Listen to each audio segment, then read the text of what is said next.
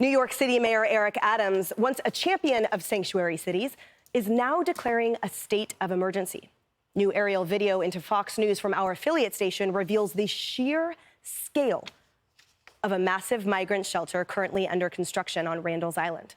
The facility spans several soccer fields and is the city's latest move to deal with a massive influx of migrants, many left with nowhere else to go and forced to sleep on the street. The mayor says the city is at a breaking point. The New York Post reports that he is meeting with a top Biden administration aide today as he demands that the administration do more and send financial help. We are past our breaking point.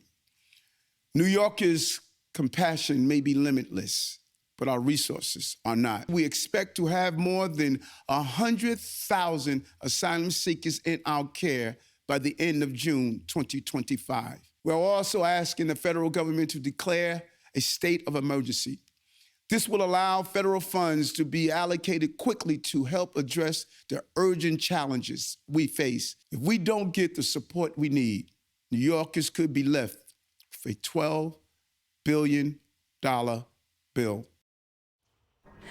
It sounds like he's singing a different tune and has a little bit of common sense there when he says our compassion is limitless, our resources, however, are not. Yeah, I'm interested in the federal response to this. Only now is Biden going to send an aide here. Before he was going to send a communications liaison. We don't need a communications liaison. We can all see the pictures of people sleeping out in front of the Roosevelt Hotel. I'm really tired of hearing about the humanitarian left, the emergency intake facilities, which Kamala Harris failed to visit, where kids were eating raw chicken, bloodied feathers on suicide watch lists. She never visited. Joe Biden's taken a total disinterest in the southern border, where we know as many as 60% of kids who cross are being trafficked. Where has he been vocal about that? Have we even heard that from him? I don't know. Maybe we have. You can correct me if we have. But it seems to me that Joe Biden only cares because his humanitarian problem has become a political problem. We've had a humanitarian problem for the last 2 years plus with his administration. Now he has a political one being criticized by Eric Adams, asking for federal assistance from the Democrat governor in Massachusetts and elsewhere. So now that he's got Democrats saying you got to step up, all of a sudden he's stepping up, but he should have stepped up for the trafficked kids at the border 2 years ago.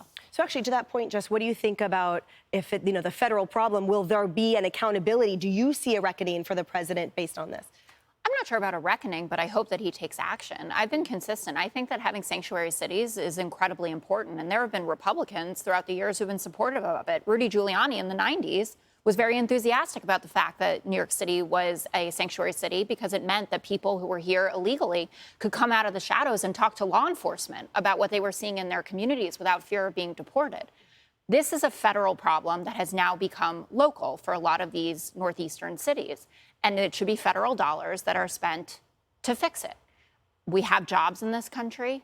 We know that these people, the vast majority, I understand that there are always a few bad apples that get in, but we all know people in our lives who are undocumented, and they are here for a better life. They work hard. They pay taxes into fake accounts just so if the government ever finds them, they're on record saying we were trying to contribute. So I hope the dollars pour in and that Eric Adams can deal with the problem and they can deal with it in Chicago and in Washington, D.C. and all the other states where it's a problem. And as well on the border, more dollars to Eagle Pass and everywhere that has this happening on a daily basis. Yeah. The problem so, Ben, I wanted to show you, remember that we talked about before. I want to show you down memory lane what Eric Adams used to say, right? Because the argument is that this is what he always wanted. Yeah. He tweeted this back in October of 2021. We should protect our immigrants, period. Yes, New York will remain a sanctuary city under an Adams administration. The Wall Street Journal board, they called him out saying the blue state migrant crisis, they called it a political stunt. They said the political stunt of claiming to be sanctuary cities and states that Democrats pulled during the Trump years isn't fun anymore. They are learning, meaning New York's learning, how Texas and Florida feels. And if they want relief, they'll have to start putting more pressure on the Biden administration by being honest about the Biden administration's immigration failures. Yeah, I remember when they said that Greg Abbott was doing a political stunt by sending illegal immigrants to places like New York. I think it's pretty clear now, don't mess with Texas. We've been dealing with this, and if you think it's an emergency now in New York, come to Texas. This is 1/1000th of what we deal with every single day. And this idea that if you just send money, that it's going to fix a problem. You mentioned, I hope more money comes. It's not a money issue. You have to secure a border. It doesn't matter how much money you spend. If you have an open border, it's going to continue to happen this way all over the country. Yeah, part of the reason for that, and when you go to the border, you get this, that the money doesn't solve the issue of the people's immediate needs when they come across. I mean, they're taking their clothes off, swimming out of the Rio Grande and putting on other people's clothes that are probably just still damp because they're coming over. Yeah. And they're trying to go into the communities there first. Those communities aren't seeing that money. Those where you see the dollars are the transportation and the other end of the journey.